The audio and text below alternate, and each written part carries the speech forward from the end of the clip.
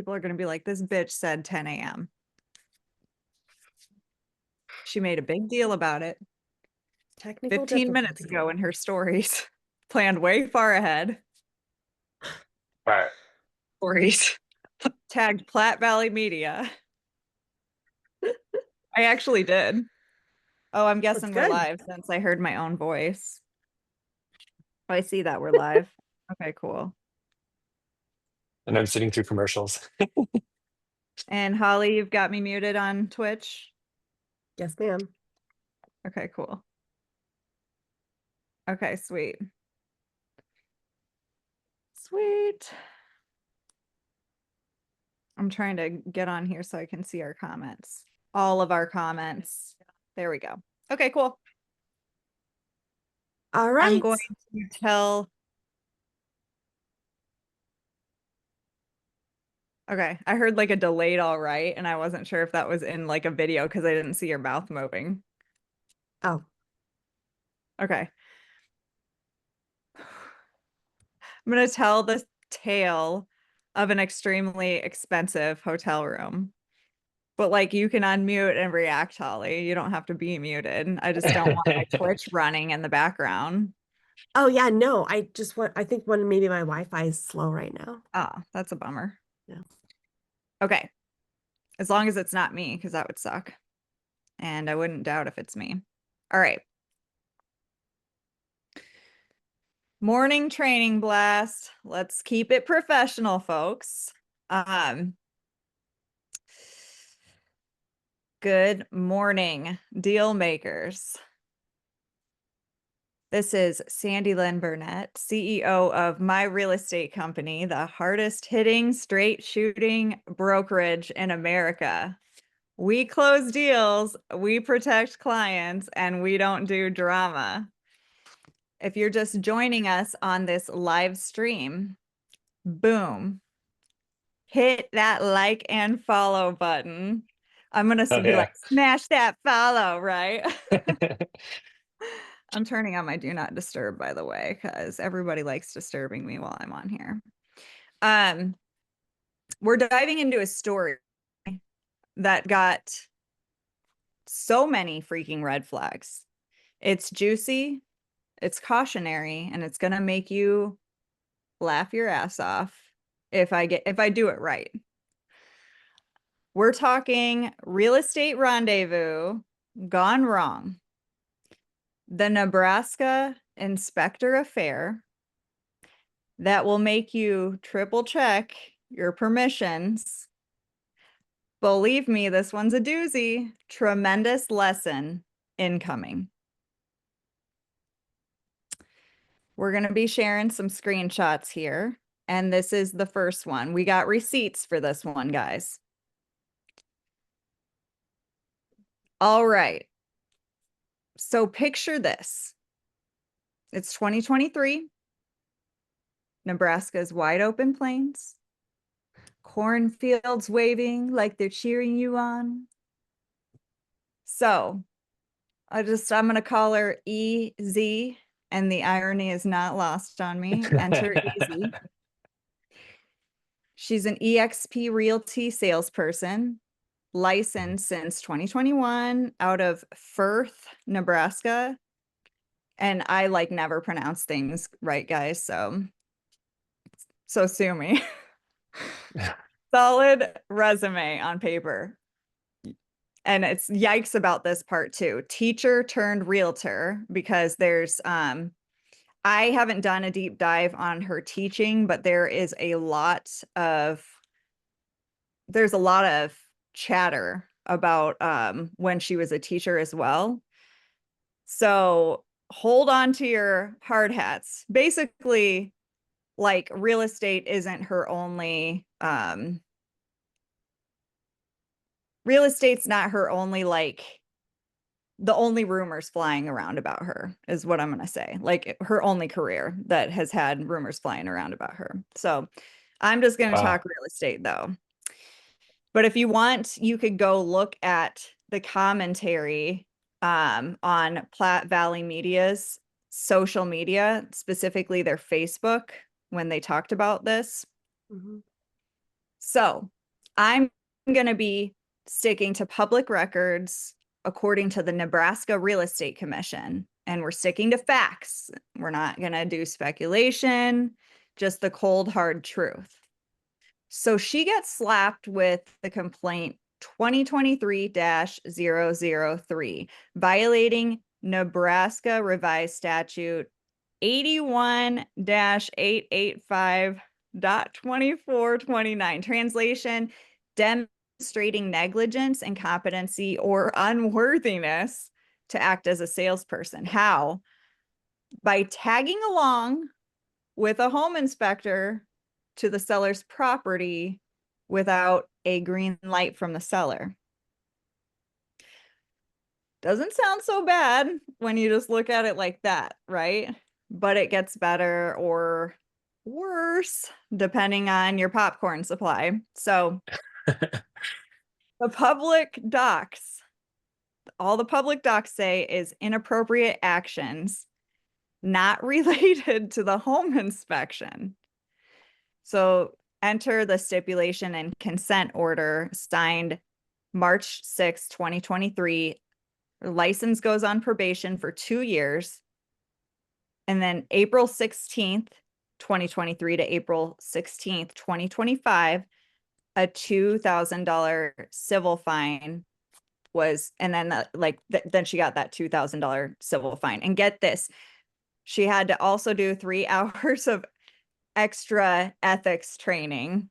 And I don't know like where they would cover down on that in ethics class, but she had to do extra ethics training. So this is the actual record in the complaint summary. These are receipts again that we're producing. So fast forward to the whispers. And shout out, by the way, to the truth tellers in Nebraska, who dropped a deeper dive just last week. It basically was super quiet until these guys went and blasted it everywhere on social media. And then it got a lot of attention, including ours. They actually ID'd the actual inspector, Mitch Lawrence of SRE Home Inspections, Omaha-based pro. Allegedly, there's home security footage that catches the whole shebang.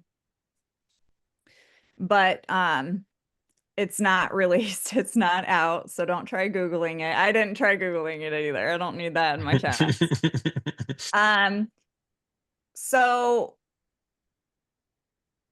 basically the buzz is that it's like an affair that happened in the seller's house. And the kicker is that when she went to renew her license in 2024, she gets another complaint stacked on top of it because as she's renewing her license, she fails to disclose that she's involved in a civil suit as she's renewing her license. So she gets slapped with another $1,500 fine. I don't know if that's, I didn't look up the lawsuit. I don't know if it's related or unrelated to this incident, but this is the actual receipts by the Deputy Director for Enforcement of the Nebraska Real Estate Commission. So we also double checked that with the commission minutes from June, which confirmed the fresh stipulation and consent order. She got fines, education, blah, blah, blah. Her license is still active as of late October 2025. And obviously all those records are public records. You can't hide from that. So that's the first point that I want to bring up is you cannot hide from that. You can't hide your reputation from this. Okay. So can you imagine, first of all, back to this first incident, you're the buyer's agent thinking, I'll just pop in and check on things. And the next thing is the cameras are rolling and you're like walking in on a scene that you did not expect to walk in on. I'm not trying to pile on or jump on the gossip train here, even though, I mean, this is a juicy story. I'm not gonna not say it's juicy. But we want to make sure that our agents are aware this shit happens and people get caught doing this. And like literally, we're in the year 2025. She did that in 2023, but like cameras exist, you guys. I mean, how did they not see the cameras? Cameras exist, okay? The first thing I want to say is like what they actually got in trouble for, first of all, was she didn't even have permission from the sellers to even be there. That's first and Yeah. foremost. Yeah. Crazy. Like get permission Yeah. in writing Mm-hmm. to be at the property, or else I'm surprised she wasn't charged with actual trespassing. That's like Right. trespassing. And then stay in your lane and also be honest when you're reporting anything when it comes to getting a real estate license. If you don't have your real estate license yet, be honest when they ask you to report anything, because I specifically know of people that are, convicted felons that actually do have their real estate license because they were able to, make a case for themselves. It was like, non-violent, non-monetary crimes. They were very young. Like, because if the real estate commission has to find out about this shit and then dig it up, you are going to look not honest. Your integrity is going to come into question. And as a real estate agent, you cannot be having this happen. So I want to go into and basically bring this into a discussion, because obviously the first lesson is let's not fuck inspectors at the inspection. So like, I just feel like apparently I have to say that. At my real estate company, this is a rule. At my real estate company, do not bang the home inspector at the inspection. That's rule number one. Rule number two is, and I don't think that agents are educated enough on this. What are the protocols? Because they're actually different in like customary protocols. Holly and I were kind of discussing this ahead of time. Mm-hmm. What are the protocols in different areas for residential inspections? So the second rule, let's just cover down on this. Always have the seller's permission before entering any property. That goes for you, that goes for the home inspector, that goes for anybody. It's your job, by the way, to get permission on behalf of the home inspector. Like what if you are arranging these and things like that. That's part of what we do to accommodate, okay? Yep. Especially if you're taking that role on and booking these inspections. I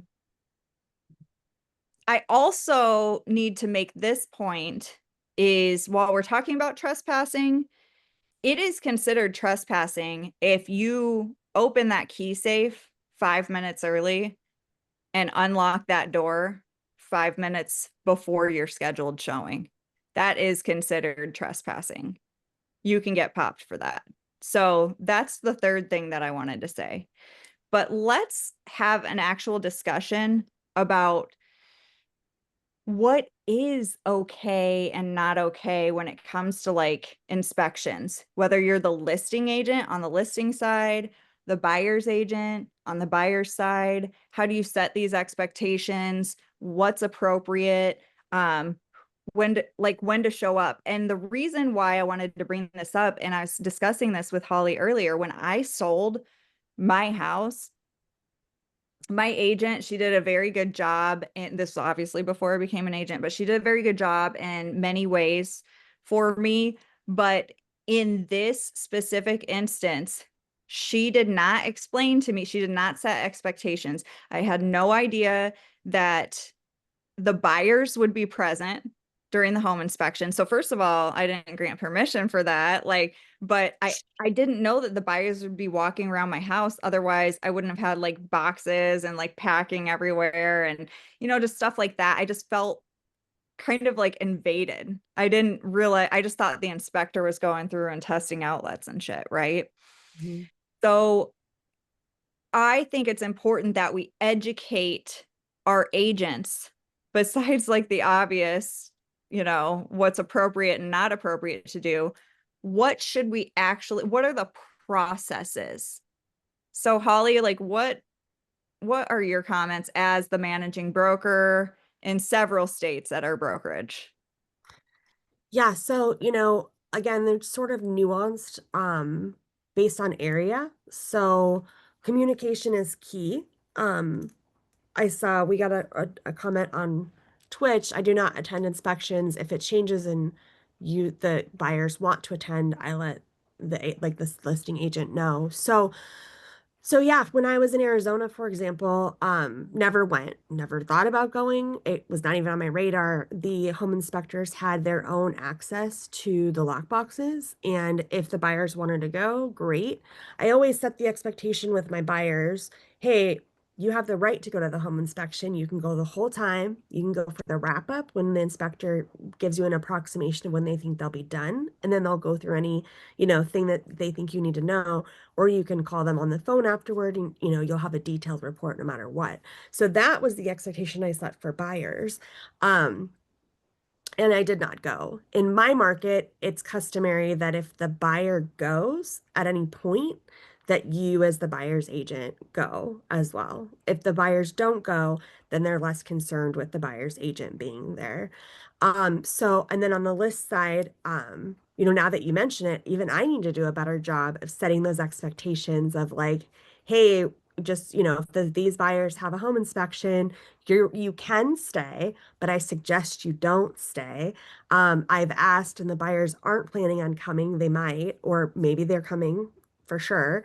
And communicate that, there's some different, best practices floating around out there. And some people truly believe that the listing agent or the buyer's agent should be there the entire time. And I just disagree with that, especially if it's a vacant home. So I think you're muted, though. I don't know how you're expected to produce at a high level if you're attending 3-hour inspections all the time. I think it's a ridiculous use of my time to attend inspections. I think it's ridiculous to be in the inspector's way even. Um, in our area, inspectors prefer that if a buyer would like to attend, that they maybe come for the wrap up part of it. The inspector can go do his thing or her thing, run through, and then they can point out the key, either like what's great that they've discovered or issues of the house. The other thing that's super important is to highlight expectations, because I've noticed that some clients, they don't understand that every inspection is 30 pages. Like, it's the listing agent's job to make this house look like the best thing you've ever seen. And it's the inspector's job to figuratively rip it the fuck apart and make you wish you never wrote an offer on it, you know? But then it's like the band-aids off, everything now. And sometimes I will tell somebody, I'll see the 30-page inspection report and I'll be like, oh my God, this is the cleanest inspection report I've seen in years. And the buyers are freaking out about it. And I'm like, no, you don't understand. Like 3 outlets and whatever. This is amazing. So it's important to set those expectations.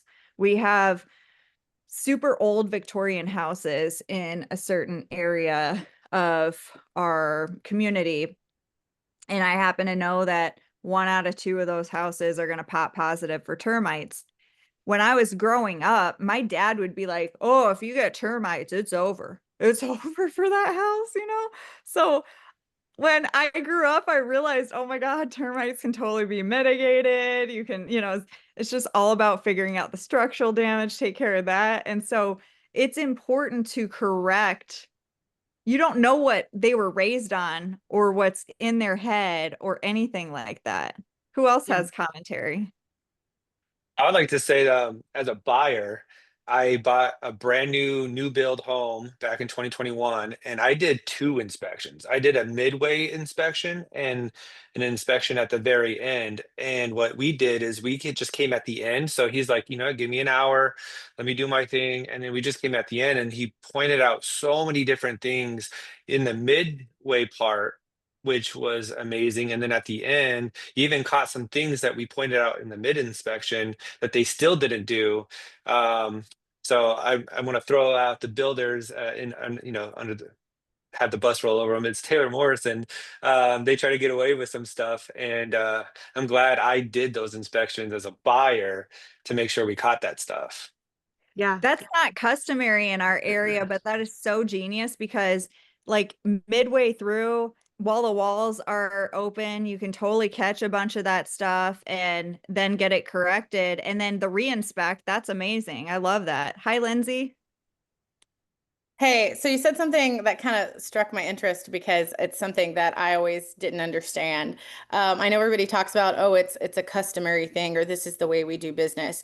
It's not the way I do business. So one of the things I learned when I jumped into the farm and ranch and commercial world is that buyers expect the due diligence to already be done.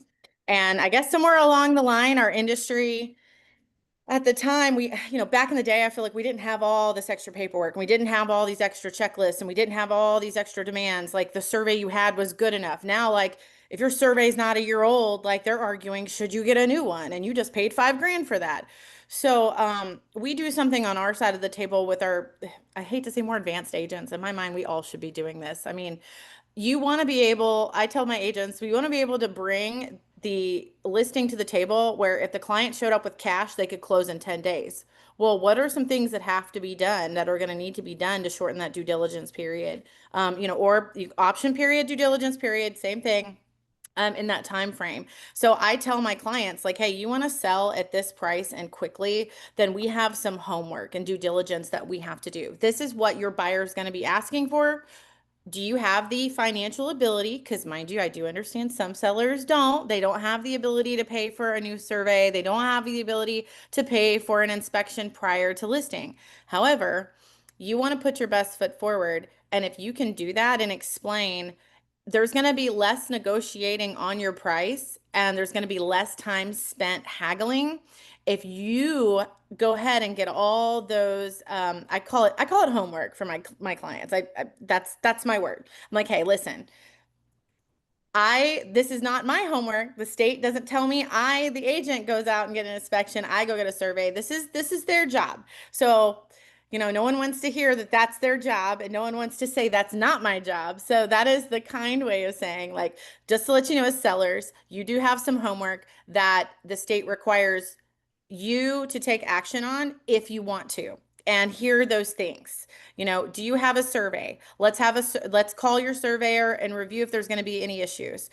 While we're looking at the survey, let's pull pre-title and let's send the survey to the title company and make sure that this survey could be underwritten, that they're not going to come back after we get the contract in and say, hey guys, we realize that this deck was added on and we're not going to take the T47 affidavit, which is the affidavit to say that the survey may or may not have changed in so many years, for those that are in other states and have different words for it. So you basically get the package ready to go. And what that does, and I tell my clients, then the only thing they're focusing on is if they want to buy it and for how much. There's no other question out there or objection or hurdle you have to go through. And that really helps you as a listing agent. When you put your listing on the market, it's ready.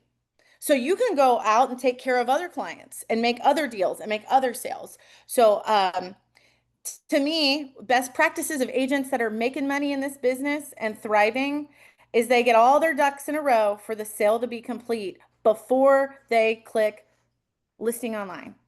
I And totally agree, Lindsay. but we cannot go back to be like, well, this is the industry standard. Guess what? 2025, after everything's changed, it's time that you are doing the job, not the mediocre job everybody around you is doing, but you do the job and set your sellers and buyers up for success. And there's a buyer's checklist as Yeah. well. But since It's this is a also listing nice too, because the sellers can specifically address certain items and say what they've done to take care of the items that were flagged in the report. Mhm. And so I've always loved that part of it as well. Well, And- because I think that aspect, and that's why I've loved sellers that have listened to me and done it as well, because not only can they fix the things, but I was a predominantly buyer's agent, right? So a buyer will look at something and be like, "Oh my God, it's gonna cost $5,000 to fix this." And really your seller like you get it done in like $800, right? So by fixing all the things, you're really removing a lot of objections. So not only are you, like Lindsay said, putting your best foot forward, but you're truly like getting through hurdles. Now, and there could be cases where it finds something catastrophic, but better to know up front than in the 3 weeks into a transaction, because And then you've you, already spent thousands of dollars yeah, to list the property. So this is also for your protection as an agent in your business. You're protecting your business, right?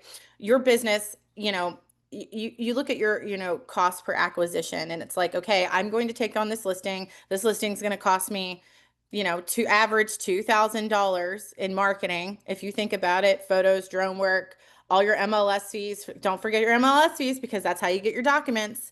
All these items and then your time. So it's probably closer to $5,000, but we're not going to scare people. We're going to say two. So, this is your chance to interview your buyer or your seller to find out if this is actually a sellable property. Because at the end of the day, if it's not sellable, why would you donate thousands of dollars out of your pocket for a deal that's not going to close? it's And literally, yeah, Amen. it's literally like when we pre-qualify buyers, we want to make sure that they can buy the house.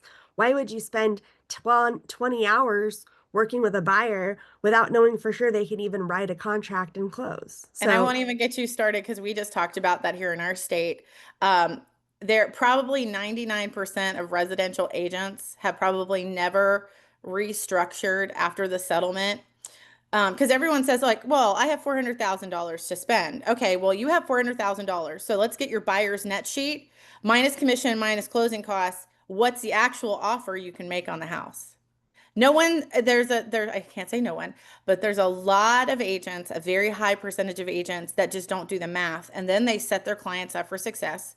They make an offer on that gross versus the net.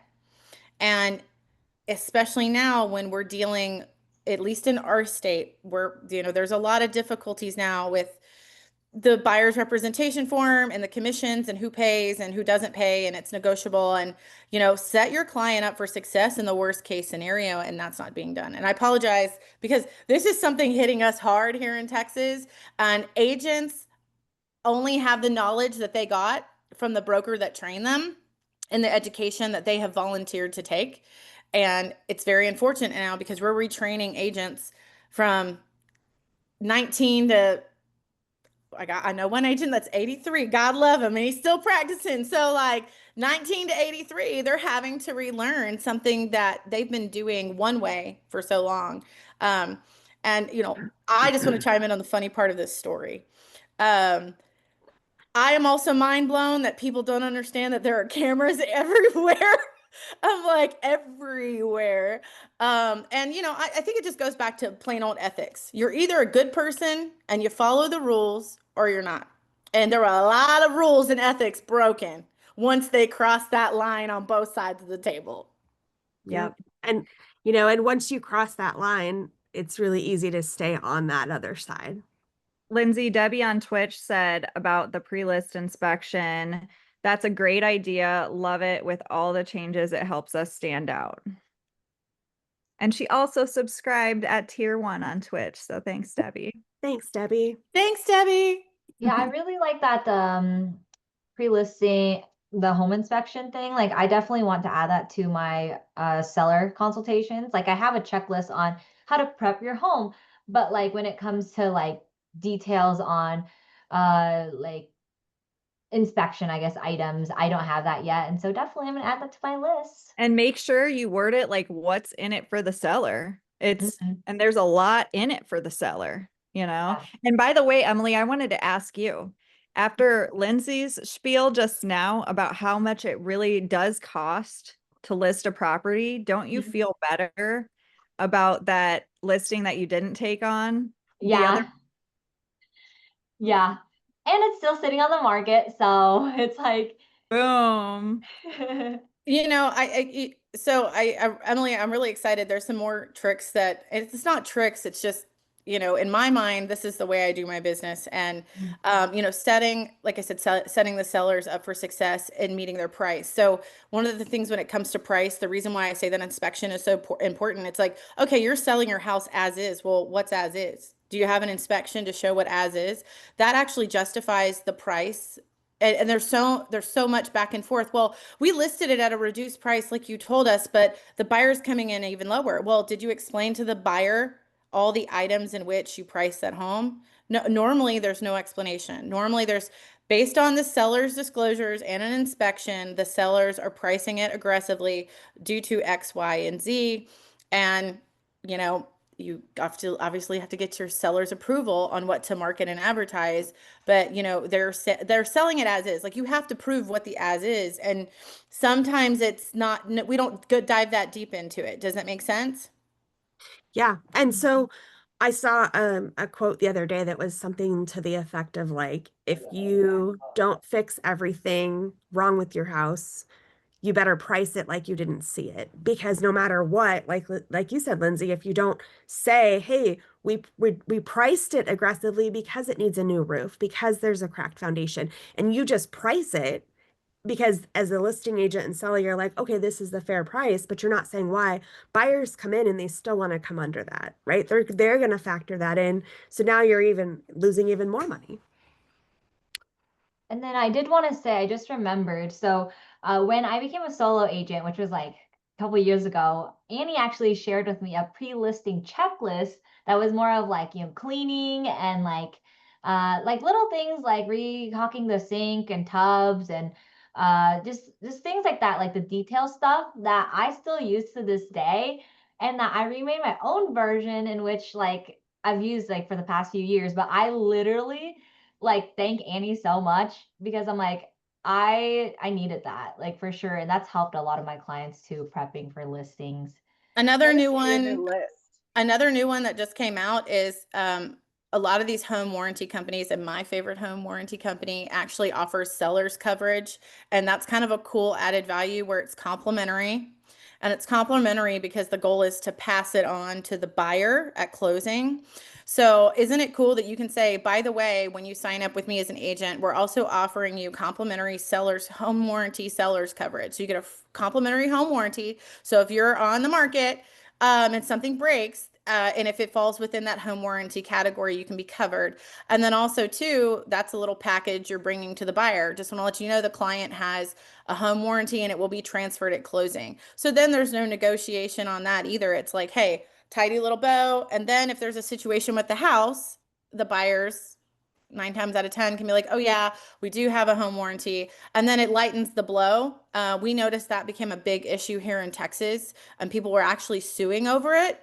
That when they were in those negotiations and multiple offers, the buyers were like, we don't want anything and we'll pay you 10 grand over list. Well, 2, 3 years went down the road. They had buyer's remorse because they paid too much and then stuff was breaking. So then they were going after their buyer's agent saying, why didn't I get a home warranty? Why didn't I get this? And the buyer's agents are like, well, didn't you remember it was a competitive market? They don't remember that. They remember with what they're stuck with 3 to 4 years later when they're still in that window to sue everybody.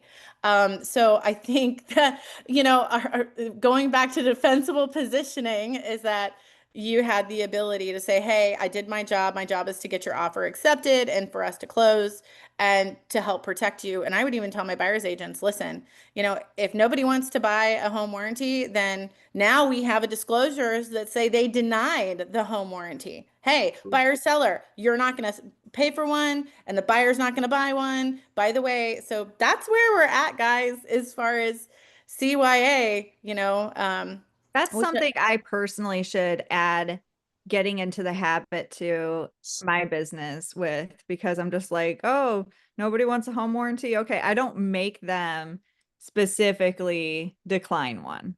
And I should do that. it's in our And contracts, so it's up for for our, litigation. yeah, I guess it is in the listing and it's in the listing agreement that they're not going to offer one. It's in the purchase agreement that nobody's asking for one, but I really think it should be, because I know there's the waivers out there where it's like your agent recommends that you cover yourself and you're saying that you're declining coverage, and I know that like AHS has it and APHW, they have those forms. So I really appreciate that tip, Lindsay. And Yeah. honestly, it's not a problem till somebody sues someone and then they high alert us on it. And that's really where it came about. Then that's why if you send a CMA now, we have to keep it on record.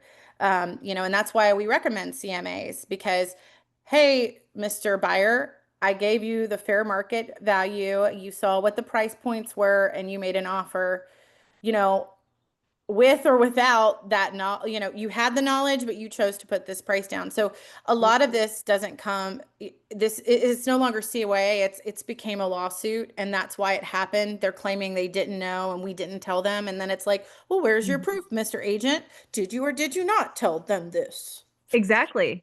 Brian on Twitch says we always made the new people use and review our documentation after their initial training because their fresh eyes made sure that they were clear instructions or checklists and that they stayed living documents that weren't outdated with old info.